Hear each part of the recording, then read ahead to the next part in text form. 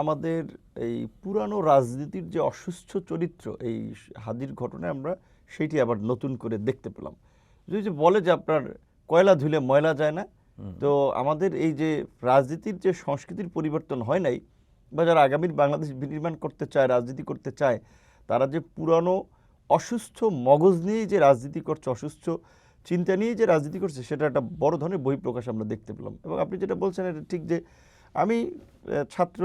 শিবির বা জামায়াত ইসলামীর রাজনীতির পলিসি বা ব্যক্তিগতভাবে আমি মনে করি যে তাদের কিছু কিছু কাজ ভালো, কিন্তু তাদের মধ্যে আমি একটা চরম অসুস্থ প্রবণতা লক্ষ্য করেছি যে